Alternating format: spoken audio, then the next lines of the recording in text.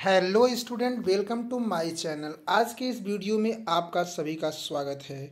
आज के इस वीडियो में हम लोग क्लास 10th के science chapter 8 light reflection of reflection के 20 एमसीक्यू को देखने वाले हैं। तो चलिए बिना किसी देरी के साथ आज के इस वीडियो को स्टार्ट करते हैं। आज के इस वीडियो का पहला प्रश्न है, अवतल दर्पण को और क्या कहते हैं। तो पहला ऑप्शन है उत्तल दर्पण, दूसरा समतल दर्पण, तीसरा अभिसारी, चौथा अपसारी। इस प्रश्न का जो राइट आंसर होगा अभिसारी दर्पण। अगले प्रश्न की तरफ बढ़ते हैं और अगला प्रश्न हमारा है, अवतल दर्पण में वास्तविक और उल्टा प्रतिबिंब कब बनता है। जब वस्तु फोकस और ध्रुव के बीच हो, जब वस्तु फोकस और केंद्र के बीच हो, जब वस्तु केंद्र से हो बाहर हो, जब वस्तु अनंत पर हो। तो प्रश्न नंबर सेकंड का राइट आंसर होगा ऑप्शन नंबर बी, जब वस्तु फोकस और केंद्र पर हो। अगले प्रश्न की तरफ बढ़ते हैं। तीसरा प्रश्न है, उत्तल दर्पण किस प्रकार का प्रतिबिंब बनाता है। पहला वास्तविक, दूसरा उल्टा, तीसरा काल्पनिक और चौथा सीधा, चौथा उल्टा और बड़ा। तो प्रश्न नंबर थर्ड का राइट आंसर होगा ऑप्शन नंबर सी, काल्पनिक और सीधा। अगले प्रश्न की तरफ बढ़ते हैं। प्रश्न नंबर 4 है, आवर्धन का सूत्र क्या है। यम बराबर एच बाई यू, यम बराबर भी बाई यू, एम बराबर minus u minus v by u, और डी वाला ऑप्शन है यम बराबर v minus u minus v. तो ऑप्शन सी इसका करेक्ट आंसर होगा, एम बराबर वी माइनस यू। अगले प्रश्न में बढ़ते हैं। अगला प्रश्न है कि उत्तल लेंस का दूसरा नाम क्या है। पहला ऑप्शन अपसारी लेंस, दूसरा अपसारी लेंस, तीसरा समतल लेंस, चौथा गोल लेंस। तो प्रश्न नंबर 5 का जो राइट आंसर होगा ऑप्शन नंबर ए। ऑप्शन नंबर ए इस प्रश्न का राइट आंसर होगा अपसारी लेंस। अगले प्रश्न तरफ बढ़ते हैं और अगला प्रश्न है कि उत्तल लेंस में काल्पनिक और बड़ा प्रतिबिंब कब बनता है। जब वस्तु फोकस से बाहर हो, जब वस्तु फोकस के ठीक ऊपर हो, जब वस्तु और लेंस के बीच हो, जब वस्तु फोकस के अंदर हो। तो ऑप्शन नंबर डी इस प्रश्न का राइट आंसर होगा, जब वस्तु फोकस के अंदर हो। अगले प्रश्न तरफ बढ़ते हैं। अगला प्रश्न है, अपवर्तन का नियम किस वैज्ञानिक ने दिया था। पहला न्यूटन, दूसरा स्नेल, तीसरा आइंस्टीन, चौथा रमन। तो प्रश्न नंबर 7 का राइट आंसर होगा ऑप्शन नंबर बी, स्नेल। प्रश्न नंबर 8 की तरफ बढ़ते हैं। हवा से कांच में जाने पर प्रकाश की किरणें समान से दूर मुड़ पहला ऑप्शन है समान से दूर मुड़ती है, दूसरा ऑप्शन है समान की ओर मुड़ती है, तीसरा सीधी जाती है, चौथा रुक जाती है। प्रश्न नंबर 8 का राइट आंसर है समान की ओर मुड़ जाती है।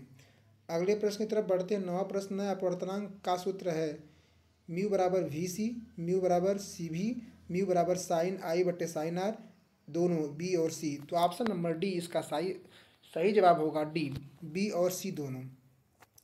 अगले प्रश्न तरफ बढ़ते हैं। अगला प्रश्न है, किसी माध्यम में प्रकाश की चाल स्थिर रहती है, बढ़ जाती है, घट जाती है, कभी बदलती नहीं है। तो ऑप्शन नंबर सी, घट जाती है, इस प्रश्न का राइट आंसर होगा। अगले प्रश्न तरफ बढ़ते हैं। उत्तल लेंस का फोकस कैसा होता है। पहला ऑप्शन है काल्पनिक, दूसरा वास्तविक, तीसरा दोनों, चौथा कोई नहीं। तो ऑप्शन नंबर बी सही है, वास्तविक। तीसरे प्रश्न तरफ बढ़ते हैं। अवतल लेंस का फोकस होता है वास्तविक, दूसरा है बिंदुहीन, तीसरा है काल्पनिक, चौथा बदलता रहता है। ऑप्शन नंबर 12 का सी बिल्कुल राइट आंसर होगा, काल्पनिक। अगले प्रश्न तरफ बढ़ते हैं। अगला प्रश्न है, उत्तल दर्पण का उपयोग होता है टार्च में, स्लाइड मिरर में, रिफ्लेक्टर में, सेविंग में। ऑप्शन नंबर 13 का option B side mirror right answer होगा। अगले प्रश्न की तरफ बढ़ते हैं और अगला प्रश्न है, आवर्धन का मान ऋणात्मक होता है जब नंबर ए प्रतिबिंब सीधा हो, ऑप्शन नंबर बी प्रतिबिंब काल्पनिक हो, ऑप्शन नंबर सी प्रतिबिंब उल्टा हो, ऑप्शन नंबर डी प्रतिबिंब बड़ा हो। ऑप्शन नंबर सी इसका राइट आंसर होगा, प्रतिबिंब उल्टा हो। अगले प्रश्न में बढ़ते हैं। अगला प्रश्न है, दर्पण का फोकस कहलाता है पहला वह बिंदु जहाँ से सभी किरणें मिलती हैं, दूसरा प्रकाश का स्रोत, तीसरा परावर्तन केंद्र, चौथा ध्रुव। तो 15 का राइट आंसर होगा ऑप्शन नंबर ए, वह बिंदु जहाँ के सभी किरणें मिलती हैं।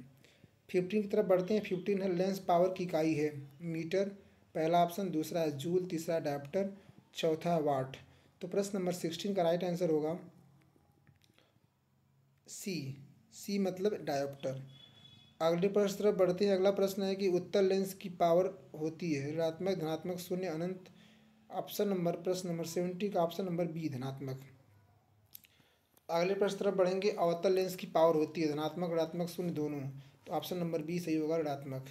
दर्पण सूत्र होता है 1/f बराबर 1/v प्लस 1/u, एक बट्टा यू बराबर एक बट्टा भी प्लस एक बट्टा एफ, एक बट्टा एफ बराबर एक बट्टा यू माइनस एक बट्टा भी, एफ बराबर भी प्लस यू। तो ऑप्शन नंबर ए सही होगा, एक बट्टा एफ बराबर एक बट्टा यू प्लस एक बट्टा भी। अगले प्रश्न की तरफ बढ़ते हैं और आज का आखिरी प्रश्न है, जब वस्तु अनंत पर रखी जाती है तो उत्तल लेंस की प्रतिबिंब बनता है।